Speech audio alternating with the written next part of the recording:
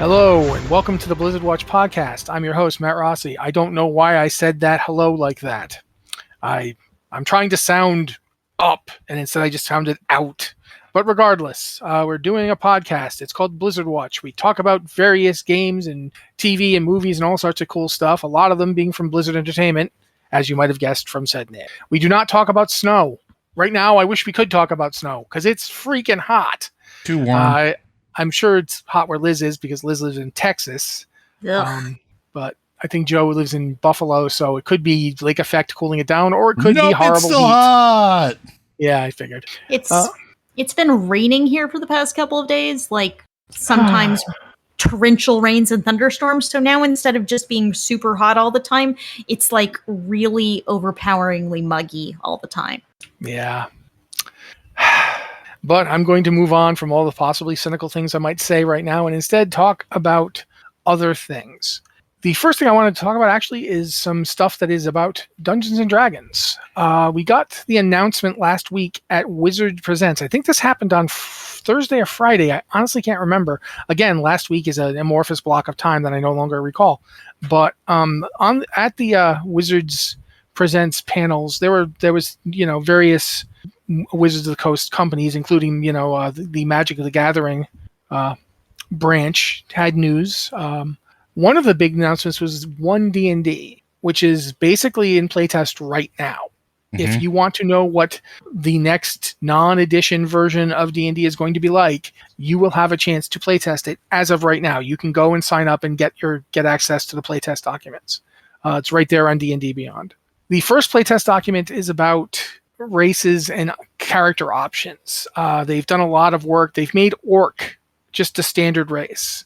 They've taken half elves and half orcs and kind of made them not a thing anymore. They still, you can still play somebody who's half elf or half orc, but they don't have to be.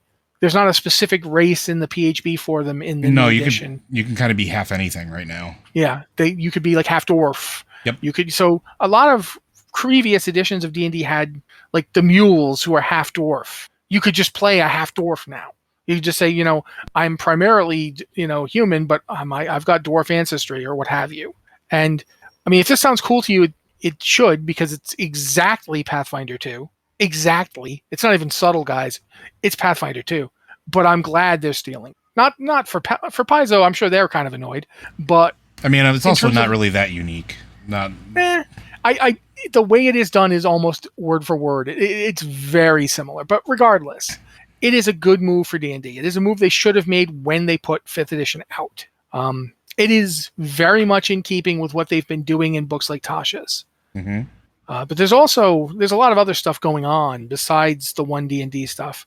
I want to talk about some or all of it, but I want to let both Liz and Joe chime in here. What do you guys think of One D&D? What do you think of what they're offering? Because there's stuff I haven't mentioned. I mean, so far so good. I mean, I'm really interested in seeing how it continues to shape up. That's always the problem with early content previews. It's like, okay, this is an early draft. What's next? And so, I mean, now's the time to submit feedback. They're opening feedback surveys on September 1st. And if any of you enjoy D&D, if you like One D&D, if you hate One D&D, that's the time to say it so that the game can evolve and adapt. I do like they're carrying forward all of the stuff from Tasha's, so you do not see, and, previous kind of diversity initiatives. So you don't see any races that are like definitely evil. You don't see any races like, oh, everyone in this race is really strong, or everyone in this race is really smart. In fact, I believe they've completely decoupled stats from races. Now your stats are based on your background. Yeah. And that makes a lot more sense to me. You say, oh, I was a stoneworker or whatever, and so I'm really strong. I've built up these muscles. And you don't, that's not tied to your racial background. That's tied to, your identity and what you've done with your life. So I think there are a lot of good changes here. And I'm just interested to see how it shakes up. I like the concept of getting a feat at first level, because feats always feel like very powerful and impactful. Welcome back, third edition. and fun, but you don't get them until later. You have to give up stat bonuses to get them, and sometimes stat bonuses are pretty important at those early levels. And, most campaigns don't go up to like level 20 where you have a lot of opportunities to pick up feats. So it's cool to have some of that accessible at first level, though they've changed feats to be like different feats are at different levels. Yep. And you can pick up first level feats at first level, so a little less powerful feats, but you can pick up something cool that fits with your character identity, and I really like that. I don't know. I was going to ask Joe about this, so I will. Joe, what do you think the digital play tool set's going to be? How do you think that's going to work? So you're talking about the virtual tabletop, or you're talking about the digital book selling? Because I have opinions on both. Tabletop. Okay. It looks like it's going to be very similar to what they did originally with Neverwinter Nights. So at one point in time, if you played back in the golden era of like D&D 3.5 video games, Neverwinter Nights was sort of like the pinnacle. And the reason it was at the time is that it had essentially a virtual tabletop mode before virtual tabletops were a thing, where you could create entire campaigns, you could put NPCs in there, you could do scripting if you wanted to go the full route, or you could just multiplayer people with tokens and control what you needed to control monster-wise as the GM in real time in a sandbox, essentially.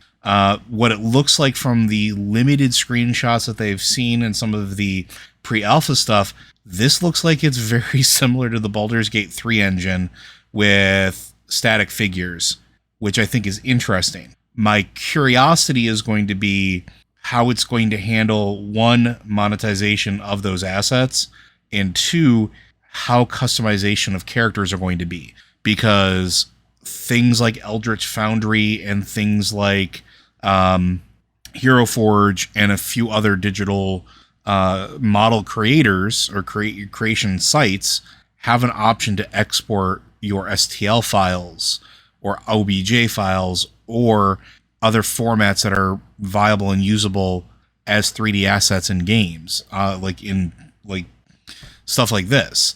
So I'm curious if they're going to allow the import. So like that would be really rad if you could go to a site, create the exact character you want, and then import it into the virtual tabletop that is actually going. So I'm really excited about it. I actually know more than I'm allowed to talk about, so we can talk offline about that. But I'm excited for the virtual tabletop quite a bit. Okay, you said you wanted to talk about the books. Liz, you have opinions about that too, right? About the virtual tabletop? No, well, yeah. If you want to talk about the virtual tabletop, by all means. But I meant the books. Talk about whatever you want, but if you got something to go for, go. The upcoming books, or the fact that you can now buy digital physical bundles? That one, because I don't think we have the post about the upcoming books on the site yet. No, we don't. But upcoming books do exist. We did get the whole slate for 2023, but I don't have it in my head. I pretty much know all of it off the top of my head. So when you go and then when I come around, I'll talk about them. So one of the things that I think a lot of people have been asking for a long time, and especially since Wizards of the Coast acquired D&D Beyond, is why can't I get digital books bundled with my physical books? And Wizards is finally doing that, or at least they're making a trial run of it with the upcoming Dragonlance book, which you can buy directly from Wizards of the Coast, bundled with a copy on D&D Beyond. And you will get that digital copy on D&D Beyond 2 weeks before the release. I think it's 2 weeks. You get it early. And so that certainly does kind of compel you to spend a little extra money to get this digital bundle from Wizards of the Coast. The other catch, you can only buy it from Wizards of the Coast. That's it. It's Wizards of the Coast or nothing. Right now, yes. Right now. The website does say something about exploring options to work with local game stores, but currently it's only available from Wizards of the Coast, which I think is kind of disappointing because there are so many great local game stores out there, and we want them to keep existing. We want to support them. Can I rant? But, go for it. This is one of the dumbest soft launches I have ever seen from a company that makes billions of dollars, and they should have known better. everybody wants digital bundles, but they're alienating their core support group that has basically kept their company alive and pumping money into them throughout the entirety of this pandemic, which is local game stores where people were buying books and stuff even despite everything else going on. I have been watching retail groups of retailers who they're being promised that there's going to be a solution, but they're not saying anything. And doing this where the digital bundle is only from Wizards right now, don't get me wrong, I want these bundles, but why start pushing it now before you even have a solution in place for these local game stores? And I understand distribution's a thing. I understand that this is a big thing, but that's ridiculously going to hurt local game stores. And for people out there that are saying it won't, people will still support them. Some people will, but that lure of getting that guaranteed digital copy 2 weeks early is huge for some people. It's huge for a lot of people. And if I can buy the physical book and have it shipped to my house and the digital version and only pay a little bit more and have access to the stuff 2 weeks before anybody else, that's almost a no-brainer. Like, I am really upset by this. Like, I don't understand why they would do this without having a solution in place. This is something I want, and we've talked about this a lot, but why not have a solution in place for retailers? Because it's going to hurt them a lot. Like, not Wizards, it's going to hurt retailers. And maybe I'm a little too close to this one in particular, but it feels dangerous. I really wish they would have a solution or be more transparent about it with retailers. So that's my rant. Sorry. No, it's a fair point to make. I was thinking about this problem, the early part of it, the fact that you get it 2 weeks early if you buy it directly from Wizards. That's huge, and yeah, that's hard to get around. The only way I could even see would be to literally have that you get, for lack of a better word, it would be that Wizards buys the book from the local game store for you. Like, one way to do that would be if they give you a voucher that then you go to your game store and then it's like a gift certificate that the game store has signed up for. But that's the only thing I can think of. And here's the problem with that, right? Most game stores operate, especially in the tabletop RPG book space in the current age, off of pre-orders as well. Mm-hmm. But you can't afford to keep a ton of copies in stock, because if it's dead stock or you overbuy on like one particular thing, it takes up a lot of shelf space and becomes impossible to move. And it's horrible for you. It's literally something that you either have to move at a massive discount or it sits in your shelf forever. And core books are fine. Like D&D players handbooks, dungeon masters guides, whatever, those can sit on a shelf. Those are what you call like your overstocks. You always want to have at least some of those on hand because those will always move, especially with new players. But campaign settings, it's hit or miss. Like the new Critical Role one came out, and the Tal'Dorei one, and like 3 people wanted it at least. And I'm exaggerating. I'm just from my personal experience here.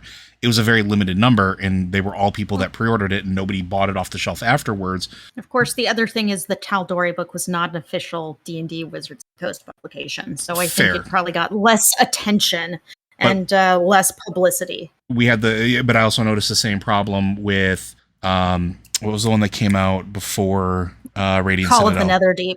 Yeah, that's Call it. of the Netherdeep? Yeah. Yep. The same thing with it. Like, and it's not and I understand it, like I get it, but it's just like the solution to me is have a digital distributor in place that works with the distribution centers. Because here's the thing, like, it's very rare you buy your books directly from Wizards if you're a store. You buy them from a distributor. You buy them from somebody like Alliance or GTS or something like that has, or Magazine Exchange, and you get them in and you sell them that way, and very rarely do you go direct. They could have worked with those distributors to generate codes, digital codes, because other games already do this. Privateer Press does this. Asmodee does this already with things like why can't I think of Marvel Crisis Protocol?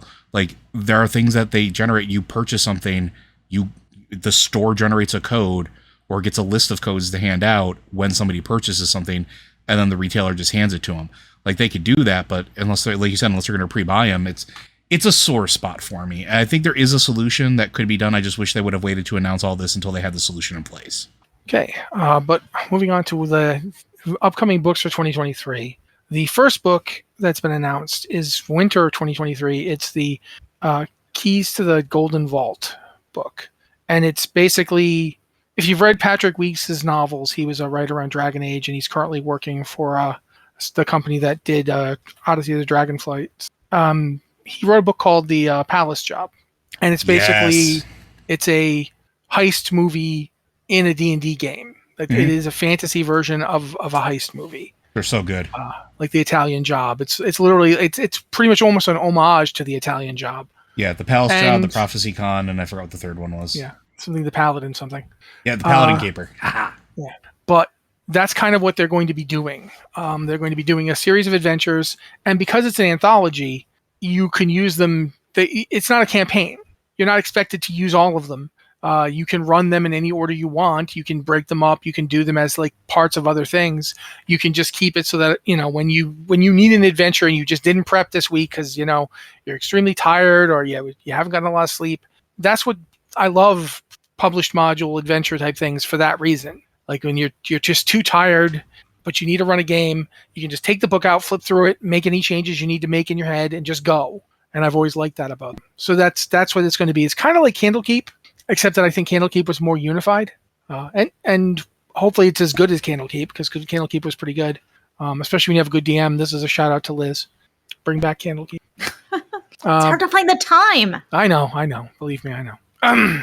But after that, the next book on the schedule there's 2 books for summer, and the first one is Bigby Presents Glory of the Giants, which is essentially Fizbins. It's Fizbins for Giants. I'm looking forward to this one because I want to see what they do to make giants kind of scary again. In first and second edition, giants were scary. They were pretty bad in third, too. Yeah, giants were not to be trifled with, especially once you started getting up to like the heavier weight class of giants, like fire giants and so forth. Yeah, if you ever played Skyrim and randomly came across a giant and it messed you up real bad on that first time, that's what giants were like. Yeah, and I think 5th edition tried with like Storm King's Thunder, but I don't think it quite got there. And I'm looking forward to seeing what they do. 4th edition had the interesting conceit that there were these primordial elemental beings who were like these titanic forces that fought the gods at the dawn of time. And it feels like they're going that way again between the emphasis on the giants and all the elemental stuff that they seem to also be putting in there. And with the Rune Knight class, introduced back in Tasha's, giant magic is a thing again in the game. So there's definitely some interesting stuff going on there. I'm looking forward to that. Plus it's Bigby. Bigby is another one of those figures. It's really interesting to me that Wizards has brought various figures from, D&D's past into these books. You've got Xanatar's Guide to Everything. Xanatar is a Forgotten Realms character. But then you've got Mordenkainen, who's had 2 books at this point.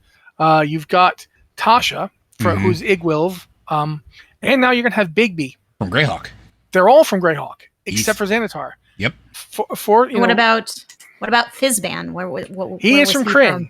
He is from Krynn. Yep. But Bahamut was first introduced in Greyhawk. Yep. And Fizban is Bahamut. Yep. Because Fizban is Paladine and Paladine is Bahamut. So it's interesting to me. I know that's like, oh God, keep track of this, but I am. Elminster book when? Yeah, hopefully never. Let's never see an Elminster book. Let's just leave the Forgotten Realms. Close the door. Let's go to other places. They're cooler. I've never liked the Forgotten Realms. I'll be up front. Always kind of disliked it. Wait, you don't like Red? I was gonna say you don't like Red Cloak Gandalf? I don't see. The thing is, I don't have anything against Ed Greenwood, and I think Elminster was a useful character in some books, but I just never liked the Forgotten Realms. Just never clicked for me. So, regardless, Bigby's coming back. We're gonna get to see the guy who created all those various giant hand spells, Pirate Ghost. So we're going to get to see, Bigby. We're going to get to see giants, new magic, interesting stuff. The role of giants in the multiverse, because they did that with dragons, and it was really good in Fizban. So I'm cautiously optimistic that will be good. After that, we're going to get the Book of Many Things. Yes, I saw that. The Book of Many Things is a book about the Deck of Many Things and player and DM options drawn from the Deck of Many. If you're crazy enough as a DM, and I don't know who would be this crazy, to use the Deck of Many Things like near the beginning of your campaign, like some kind of mad person. Yeah, I know someone who's this crazy, and they're on this podcast right now. You know 2 people like that. and they're both on this podcast right now. I literally wrote an article for the website about why it's a good idea to use the deck of many things. And then, like, I laughed so hard when I saw he was writing that. But regardless, so you've got the book of many things coming out to tie in all sorts of interesting spells and character options to the deck of many things, which I think is really cool. Then we're going to have a really interesting one because they're doing what they're calling the Phandelver campaign, based around the intro adventure from when 5th edition first came out, called Lost Mine of Phandelver. And Phandelver is in the Forgotten Realms, so obviously they're going to have to change the name to something Greyhawk at some point. But no, I'm kidding. It's in the Sword Coast. It's not too far from Baldur's Gate, actually. So if you were doing a Candlekeep campaign, you could probably move some Phandelver stuff in there. But regardless, the intro campaign, it was like an intro adventure. It's actually really, it's not a tremendously complicated intro adventure. It's literally an intro adventure for like people who've never played this game before. And now they're going to expand it out into a campaign, which I've not heard of happening very often. The only time I can think of anything like that happening was when there was an old module called the Town of Hamlet. And the Town of Hamlet was the first in the Temple of Elemental series. Yep. But it never went beyond Hamlet for like 6 years. They put out the Hamlet book and then they didn't do anything else with it. And then at one point they just were like, oh, we should have actually released the rest of it. Frank, can you get that edited together? And Frank Menser, who at the time was a TSR employee, sat down and got all of it ready, and they put out this mega adventure, very similar to, say, Descent into Avernus or what have you, but in the day. I'm interested to see how this Phandelver thing works as a campaign. I'm interested to see, first off, do they keep the intro adventure as part of it? Do you have that really easy, not easy, but the stripped down, just getting people familiar with the concepts adventure? Is that the opening? Or do you take the whole thing and make it more complex? Because I feel like D&D can be kind of hard to learn for people who've never played it before and have never seen anyone playing it. And I don't know if we live in an ecosystem where you can just assume new players have seen a streaming show. Maybe we do, and maybe you can do without it. They put out a beginner set, I think, this month. Yeah, the new one. So maybe. The interesting thing about that, it's a big box store exclusive right now, the Essentials kit, the beginner kit, for right now, I think until the end of September. Like, I think you can only get it, I think it's a Target exclusive right now. All right, yeah, so that makes sense. So yeah, I don't know how it's going to go, but I'm interested in seeing what they do with Phandelver. There's actually a lot of possibility there, because if you actually go look up Phandelver on the Forgotten Realms wiki, which I did, there's actually a lot of connections to areas around there. Like, as Joe mentions, it's in the Swords Coast, so there's a Baldur's Gate connection, there's a Candlekeep connection. There's also like a history of weird stuff happening in Phandelver, so I am curious to see what happens with that. But last, certainly not least, last is the last announcement, which is for autumn of 2023, is Planescape. Yep. Joe and I are already know exactly what that is. Yep. Liz kind of has an idea, because I ran her through the Reaton campaign where I dropped Sigil right in the bloody place and had them show up there. Oh, so, well, I still don't know where it is, but okay. Yeah, that city is... Planescape is going to be about the city of Sigil, which is in the Outlands, on top of Giant Spire. It's this torus ring of a city where the city is actually on the inside of the ring, going around the spire. It's an interesting setting because I think it is the ultimate end goal of books that they've been doing, like Fizbin's and Tasha's and Mordenkainen's for sure. Mordenkainen's for sure. And Spelljammer to some degree, because they've got Radiant Citadel, which puts the ethereal plane front and center. They've got Spelljammer, which is all about the astral plane. And now what's next is the other planes. Yeah, how are we going to get to see that? Yeah, the inner plane, the ethereal plane, the prime material plane, the astral plane, and the outer planes all tied together. How do you get there? Yeah. City of Doors. Yeah, and it's been mentioned in other things. It's mentioned in Radiant Citadel. It is, yeah. Sigils gets mentioned there. Mentioned in Spelljammer. Yeah, of course, yeah. So I feel like this is going to be really interesting, because I feel like this is the big product that will be coming out in 2023 that will serve as the doorway into whatever they put out in 2024. Whatever One D&D becomes, it's going to be introduced through Sigil. Especially because it just opens up, no pun intended, a door to so many things.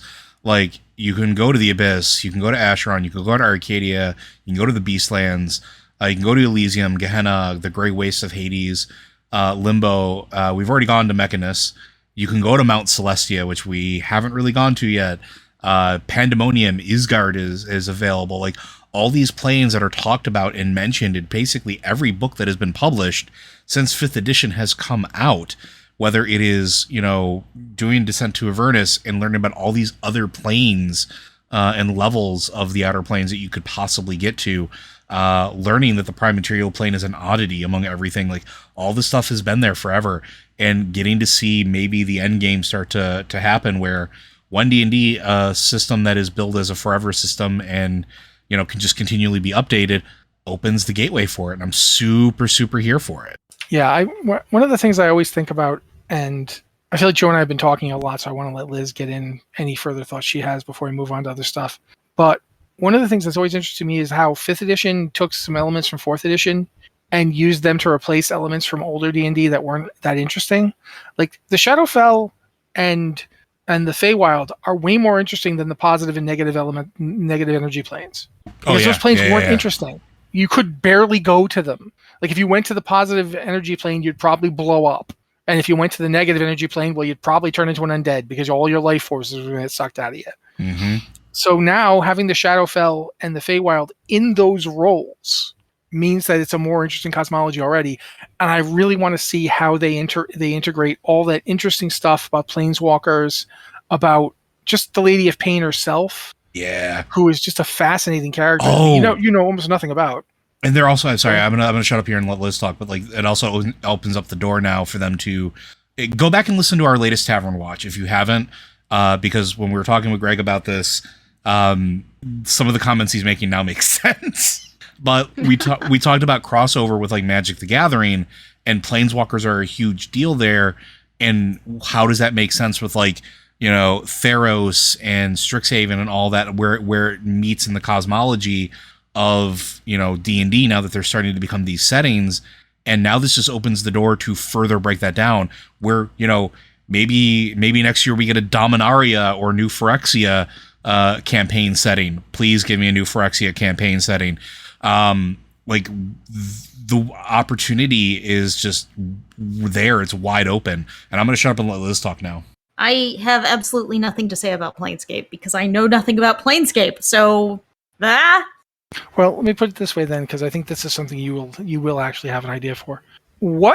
Since you don't know anything about Planescape, what do you want in terms of the planes? What do you want for the multiverse? What are you looking forward to having finally answered or even finding out about? Is there anything you can think of that interests you in the idea of a planar adventure? Yeah, see, I just have... I'm just excited to go new places and see new things, particularly places that are kind of outside the traditional fantasy realm, which I think is what makes Spelljammer really exciting.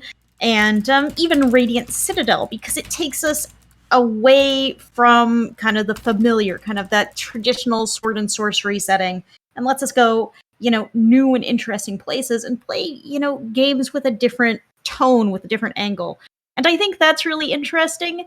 And, even if D&D did settings like this that were a traditional fantasy setting, but tried to take it in a different direction, if that made sense, I would think that was really interesting. So I'm interested in what's different, what's new, what takes us out of this kind of traditional Dungeons and Dragons where we're crawling through dungeons and at the end you fight a dragon or maybe seduce a dragon.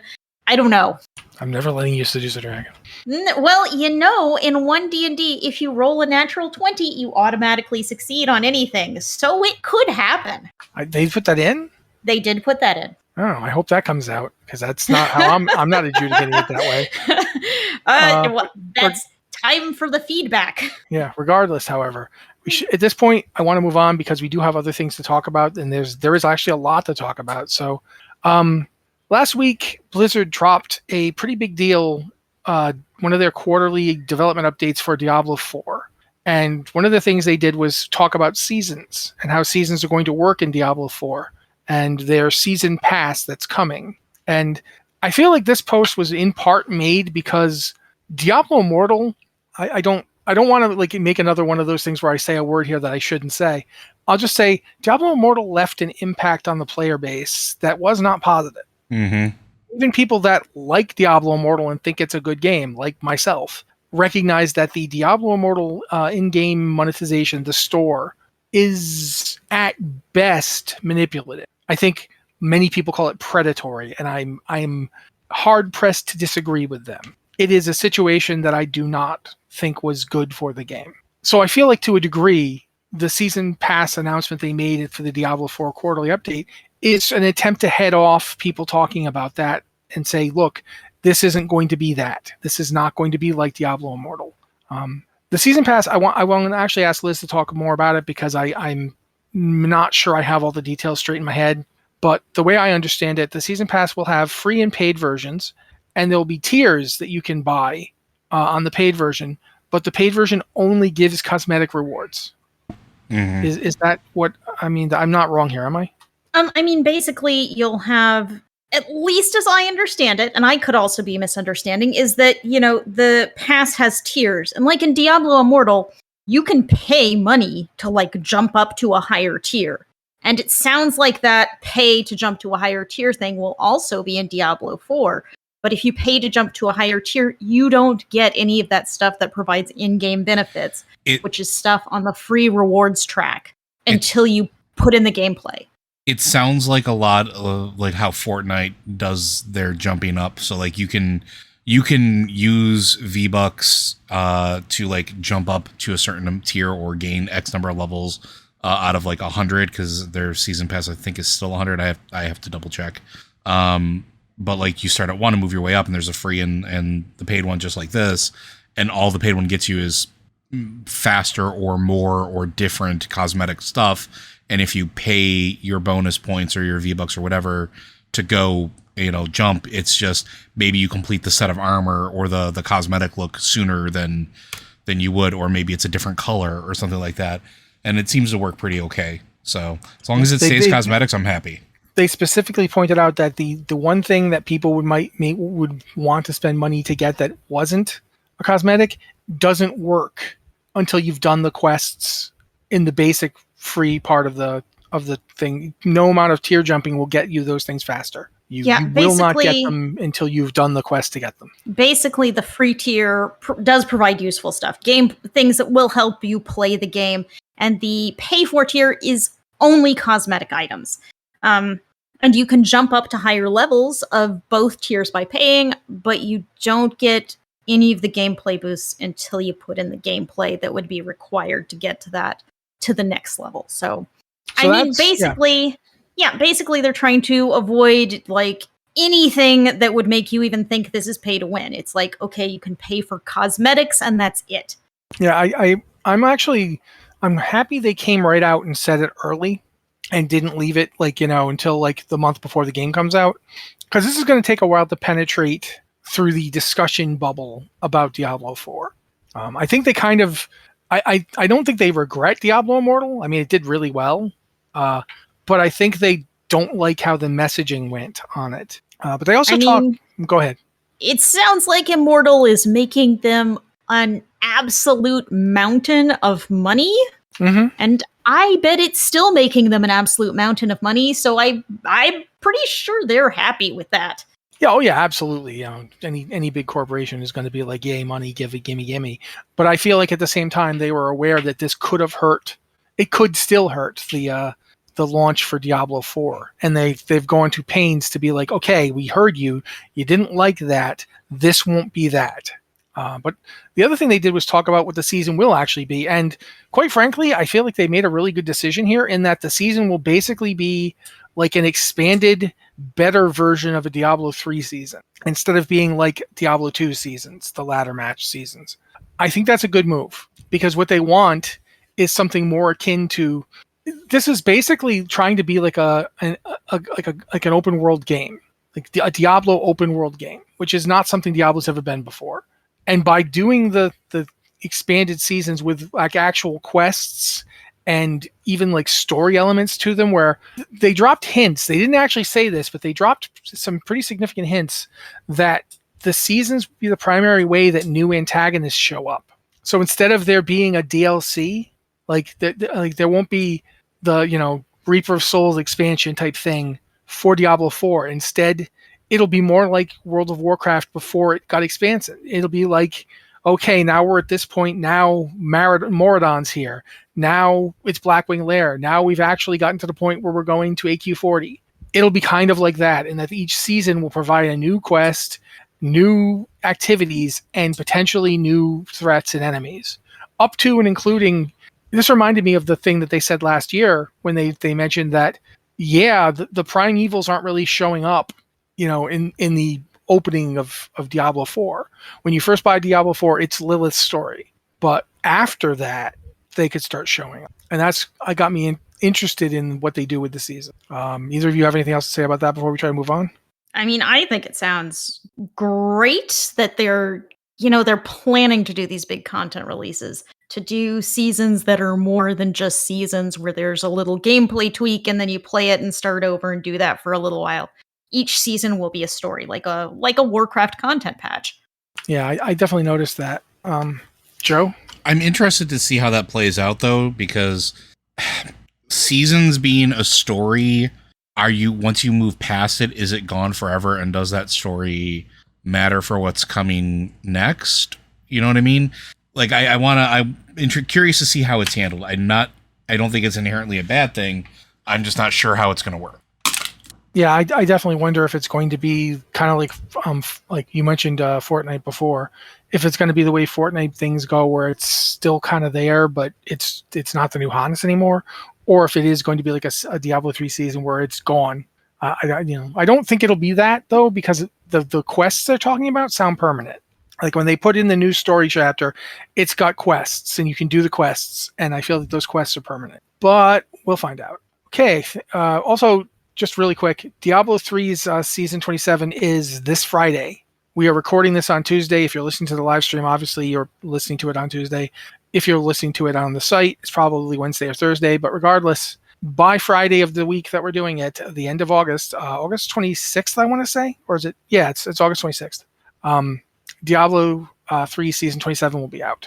So I just had to go and get my character that got converted back from seasons and ruthlessly prune through my inventory, because oh my god, did I have more stuff than I had room to put it in. It was quite painful to be like going through and saying, okay, that's not ancient legendary, that's not ancient legendary, that's not ancient legendary, goodbye, into the hopper. A lot of stuff got disenchanted. But we should talk about, wow, there's so much to talk about this week, my word. Should we talk about, do you want to talk about the alpha, or do you want to talk about Gamescom? Take your pick or roll the dice. Actually, all right. I am going to roll the dice. Hold on. I don't actually have a ton to say about either. I have not been playing the alpha, and I was not super blown away by anything at Gamescom. Well, let's talk about that then, because I rolled a 2, so it's Gamescom. There are certain games that I'm interested in Gamescom. The one that really jumps out to me is the Callisto Protocols, because it is essentially like a Dead Space spiritual successor, which is how we got BioShock. Mm-hmm. Somebody went out and made a spiritual successor to System Shock. So I'm very interested in that, and I'm interested in the talk about it being a next-gen horror game that uses the consoles it's on to their best ability. Since Joe made a noise there, I think he might want to talk about it too. So I'm going to say, Joe, what do you have to say about Callisto Protocol? It's mostly just that you hit the nail on the head for me. It's that spiritual successor thing. I've been looking forward to Callisto Protocol since it was announced. I love horror games. I like ones that try to become something current and something that is, built with current sensibilities in mind, which is why certain things like, Dead Space worked when it came out, and so many other horror games were hits when they were there. But I'm getting that same type of vibe. It was a 3-minute video of the actual combat gameplay demo, and it felt brutal and punishing, but not in an insurmountable way, not in like a Dark Souls way. It is going to be gory, which I know is not a thing for a lot of people, but it is for me, where I do like that in certain like this type of game. So The atmosphere is good. The lighting is spectacular so far from what they've shown.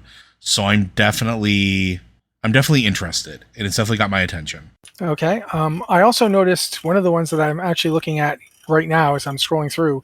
Return to Monkey Island is coming in September, apparently. I don't know if you guys remember that there was a big kerfuffle on the internet where the developer behind Return to Monkey Island, who was the original guy behind the Monkey Island games in general, basically just bailed off of social media. He was like, "Okay, I'm done.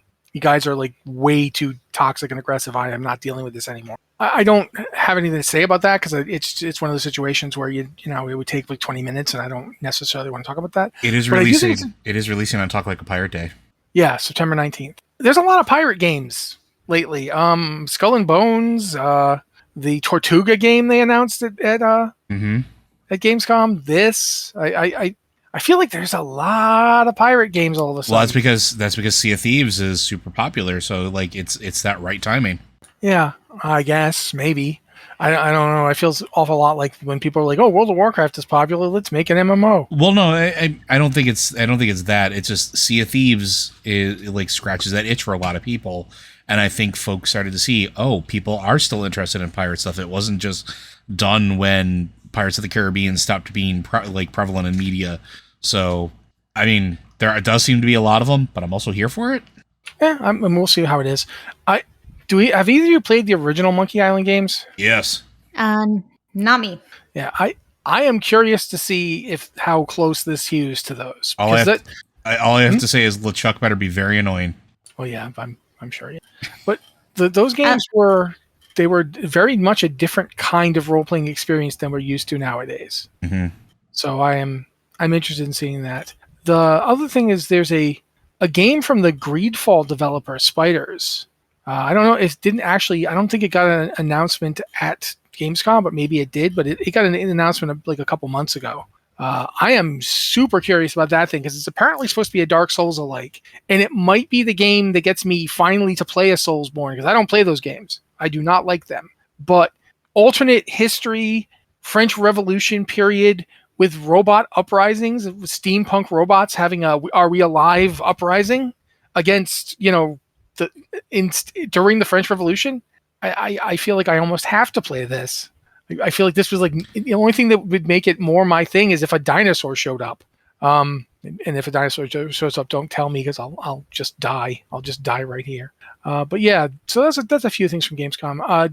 Liz, you said you don't really have anything that you saw that said Well, there were a couple of games, but it was like 2 hours of trailers with no break between them, and it all blurred together in a blur of sameness. That's what I don't like about so many gaming events these days, is they try to show you so many trailers all at once, and they flash up world premiere in all caps in front of each one. Like, it's really exciting and special, but then it's just 2 hours of non-stop stuff cramming its way into your eyeballs, and it all becomes samey and boring. I will say the one game that kind of stood out to me was Moonbreaker, which is a turn-based strategy tabletop tactics game where everything you play with looks like it really gets that miniatures feeling. Yep. And it actually reminded me a lot of the tabletop experience that we talked about with D&D. And it's like it has these little digital miniatures that you can paint. There's a whole painting system where you can customize your miniatures. And it's based in like a sci-fi world that was created by Brandon Sanderson. Yep. So I think that looks interesting. That was really the only thing that stood out to me as something that was like interesting and different. And I think I might play that. Yeah, I mean, I saw that, and in the Truman Show, where's that scene of Jim Carrey staring up and then just going, "They made it for me." Like, I literally saw, I saw that trailer and I was just like, "Oh yeah, they got my number." And I should mention that the Saints Row remake came out as we're recording this. It came out today. Yes. I haven't seen it. I don't know anything about it. It's not really a Gamescom thing, but I feel like I should at least mention it. I would like to mention that we got some interesting stuff from Gamescom that at least from my perspective, I thought was interesting. Like, we now actually have a release date for Dead Island 2, a game that I thought was going to die in development hell. So like I'm surprised to see that not only is it getting regular trailer updates and spotlights, but it actually has a release date of February now. They announced that during Gamescom. And I learned that there is a Killer Clowns from Outer Space video game. Which I've been Go ahead. I've been trying to forget about it ever since I saw the trailer this afternoon. I've been trying to forget about it ever since I saw the movie. It reminds me like almost like a VHS version of at least from the stills, and I'm sure this is not the gameplay, but like, do you remember Night Trap from like way back when? Yes, I remember No. Night Trap. It was a terrible game, but also the daughter from Different Strokes, Dana Plato, yes, was the star of this FMV game where you were a government agency who was secretly hiding booby traps inside of a house where these girls were having a house party to stop vampires from kidnapping teenagers. Yeah. Mm-hmm. It was a weird game, but like this has that same like feel, and I'm kind of okay with it. And then I guess I don't know about you guys, but I actually like Genshin Impact a little bit. I've never played it or looked at it, so it's got some gotcha stuff, but it's not as bad as some of the others, and it's still fun to play. But we got they announced that Genshin Impact 3.0 is going to be coming out, and they showed the trailer for it. So Gamescom is always an interesting time, but I agree with Liz. Like, it's just a lot of information thrown at you. You're almost invariably better coming back afterwards and just kind of like picking through like a highlight reel or trailer thing of individuals that you want to click on. Yeah, it's watching the trailer bomb. I never thought of it until Liz said it, but it's really like the scene from A Clockwork Orange. Oh yeah. Except instead of, it's just trailers. Like, I seriously, if somebody hasn't already cut together like scenes from A Clockwork Orange with scenes of, world exclusive, and just like, it's just because, yeah. Like, the thing is, when you start cramming all the trailers together, you start to see that some games are very, very similar. I mean, you see, okay, here's another World War II shooter, and here's a World War II shooter, and which one was which again? Or, here's a shooter in space that actually kind of looks exactly like the World War II shooter, except with different colors, tones. Because it's built on the same engine. Yeah, it kind of, putting everything together like that highlights how non-unique some games are, and that makes them seem a lot less interesting to me. Yeah, I mean, and then there's stuff like the trailer teaser or whatever you want to call it. For Word Song, the one that's being made by by Jeff Gardner, who worked on Skyrim. He was a Bethesda lead. Yeah, and I mean, hearing about it sounds interesting. Like it's basically set in historical Portugal, but one with magic, obviously, and there's conspiracies and supernatural going on. And I'm like, I like that kind of stuff because it's basically a Tim Powers novel. But I at the same time, what? Like, that's not really enough. It's so yeah. I feel I definitely feel you on that. But I do want to move us along and talk about some stuff going on with the Dragonflight Alpha, because I know at least some of you, are here for that, and we've gone through most of the show and we haven't even touched it. The first thing I think we should talk about is the time skip. Yeah. There was a time skip. I'm sorry, my brain is just going, okay, there's a time skip. Would you like me to do it? Either you or Liz, you guys could fight for it if you want, or you could do it if Liz doesn't want to. You go for it, Joe. So we have learned that we have spent the last 2 years of in-game time inside of the Shadowlands. When we emerge, we then have a 3-year downtime. So from the start of Shadowlands to where we start Dragonflight, there has been a 5-year gap. The 2-year events of Shadowlands and 3 years of downtime. It's the first time that they've really committed to like an actual, here's how much time passes, and with nothing, quote unquote, major cosmically breaking happening. But it was very interesting because now we as players get to decide what our characters did during that 3-year downtime when Dragonflight kicks off. What do you guys think about that? What would your characters be doing for 3 years?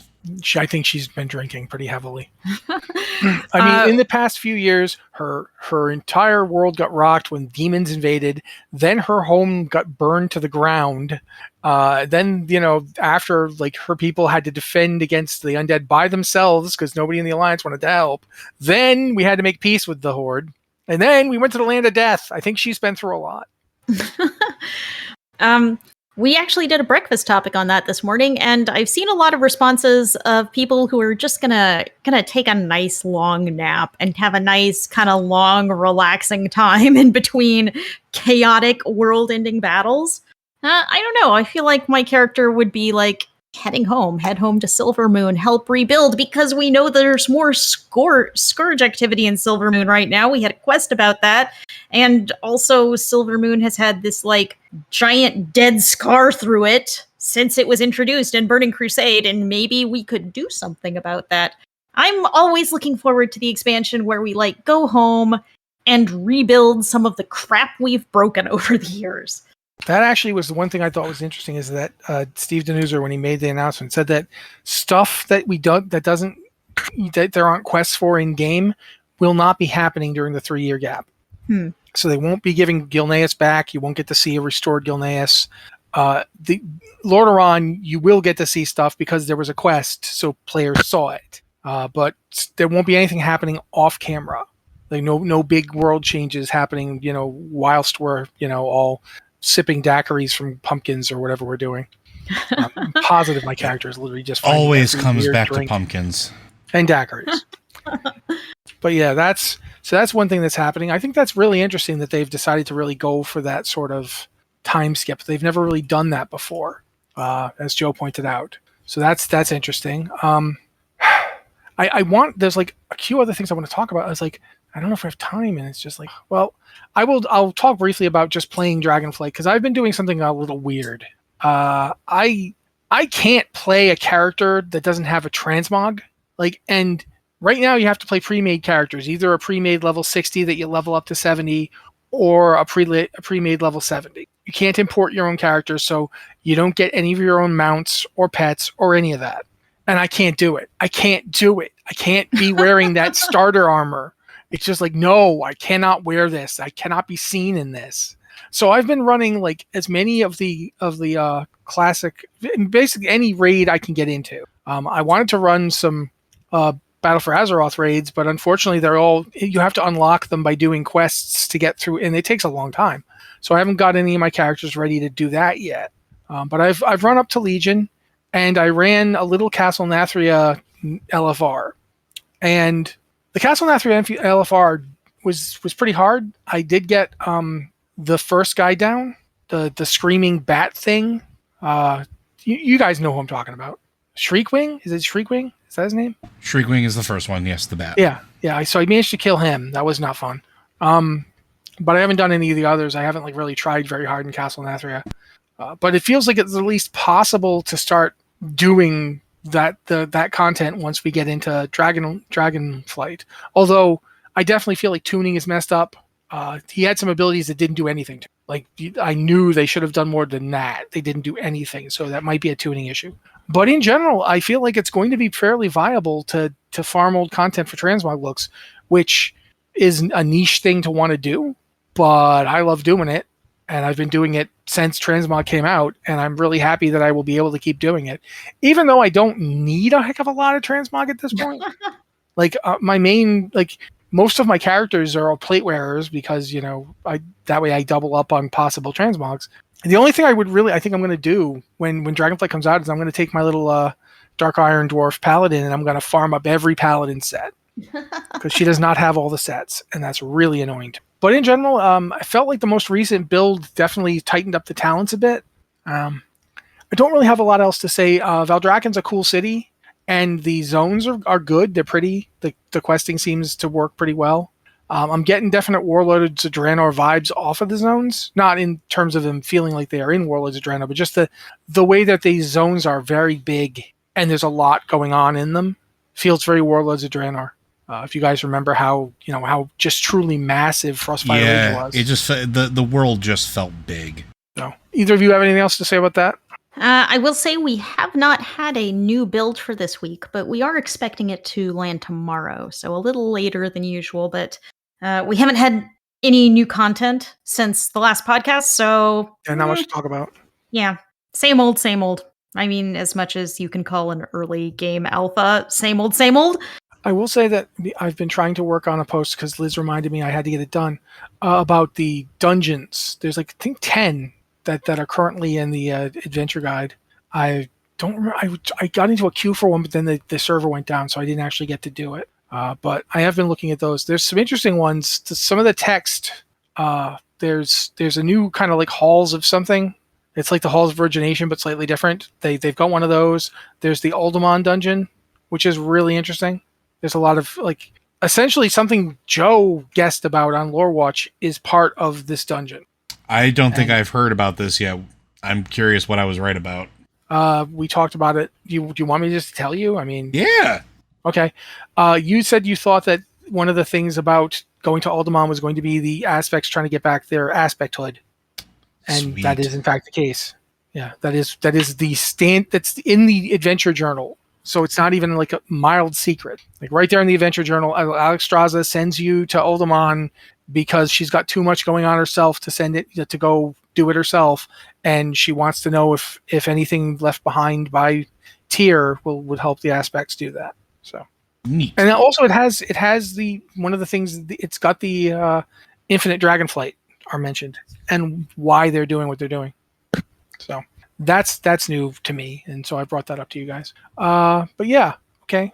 And we are 2 minutes over and haven't talked to doing any of these questions. Liz, I know you have more to talk about, so I'm definitely. I really think we have to at least mention Hearthstone because Hearthstone got a pile of Battlegrounds updates today. Like really a pretty big news bomb that we're getting. We knew we were going to get Battlegrounds content kind of in a seasonal cadence, and our season 2 is going to start at the end of August, and it's going to include a new season pass system and rewards track that's specific to Battlegrounds. There will be a paid and a free rewards track, kind of like there is in the standard rewards track now, and it feels really confusing because we have a reward track for the whole game, which still includes a lot of Battlegrounds rewards, and then we have a specific Battlegrounds reward track, which looks like it's going to include the stuff that was previously in the Tavern Pass. This is just going to be part of like this new Battlegrounds season pass system. So it feels a little odd. It feels complicated, but there are people who play Hearthstone just to play Battlegrounds, and now there will be stuff kind of really tailored towards them.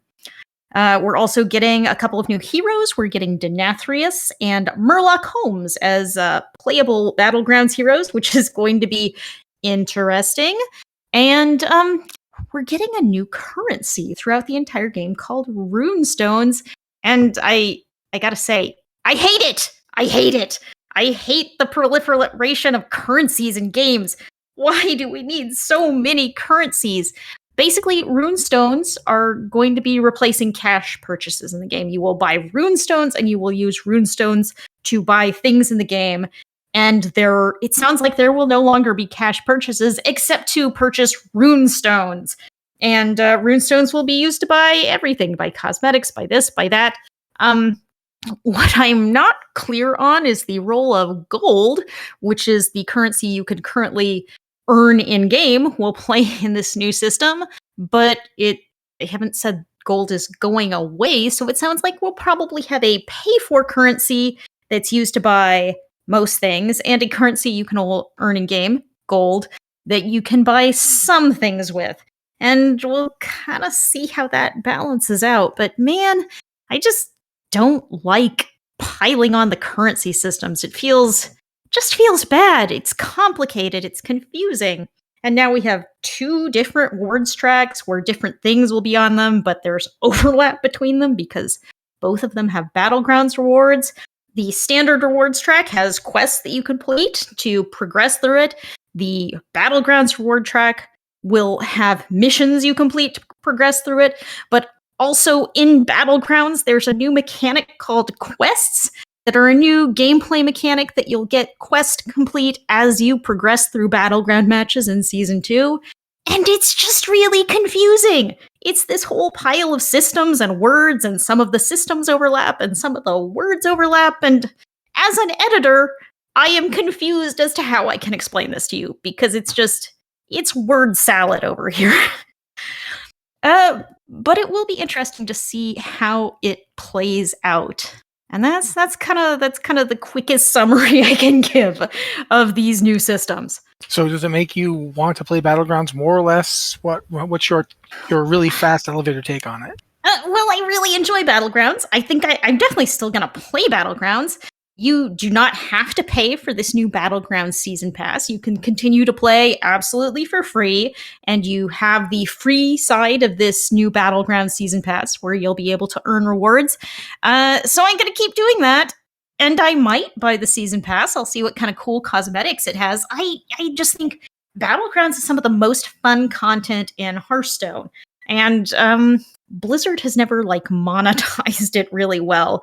So they are clearly making a push to kind of fund the popularity of Battlegrounds. It's weird. We'll have to see how it feels when it rolls out. Will it feel like, oh, I get all of these cool new rewards? Or is it going to feel like, oh, I've got to pay Blizzard more money to access the same thing? Right now, it sounds like the same stuff will be available to you without any purchases. But yeah, we're getting a new rewards track, and it's just confusing having two different rewards tracks. Yeah, I don't like the idea of all that currency either, quite frankly. But yeah. At this point, I feel like we've covered most of what we would want to, and we are pretty much over. Didn't mention the WoW Variety Show. I'm sorry, Tally and Evie. We will be mentioning it, but it's going over tomorrow, right? Yeah. There will be a weird WoW Variety Show streaming on Twitch tomorrow, so check it out. I don't know what it's going to be like, but it will probably be interesting. Yeah. That's pretty much everything. We didn't mention the WoW Classic pre-patch launch. That's on the 30th of August, so that's next week.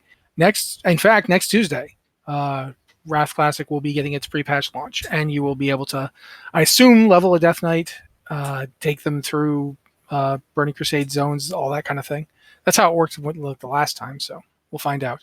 However, at this point, I'm going to turn to Joe and expectantly look at him like a dog that wants to be let outside because it has to use the facilities, and hope he gets the clue and does the thing.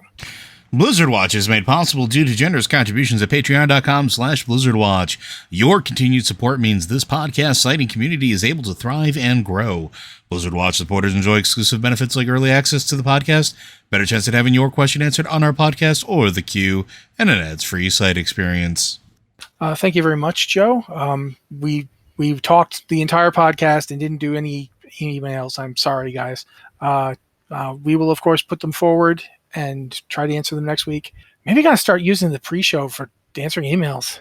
It's like we're seriously not getting through any of them. I feel kind of bad. Well, we just have a lot of news to cover, and we're in a news intensive cycle right now. Unfortunately, right? It's true. Unfortunately, well, fortunately, I mean, both fortunately and unfortunately. Yeah, it's not the thing where they literally drop a huge news announcement on Wednesday after we've done a podcast. I'm sure they won't do that this time. Well, except we're getting an alpha build probably tomorrow. Yeah, I know. Other than that. Anyway, thank you guys so much for listening to us. This has been the Blizzard Watch podcast. If you've got a question for the show, I promise we'll get to it sooner or later. Please send it to podcast@blizzardwatch.com with a subject line podcast or Blizzard Watch, so we know it's for this show. Or you can go to our Discord server and go to our patron Q and podcast questions channel, where we look for questions from our patrons because you guys make all this possible, and we'd like to get a little bit back in return. Or if you can't support us, but you still want to interact, we still love you. We love your questions. You can go to the Q and Podcast Questions channel, which is for anybody, and you can ask your question there. Thank you guys so much for being here. On behalf of myself, Joe, and Liz, this has been the Blizzard Watch podcast, and we'll see you next week.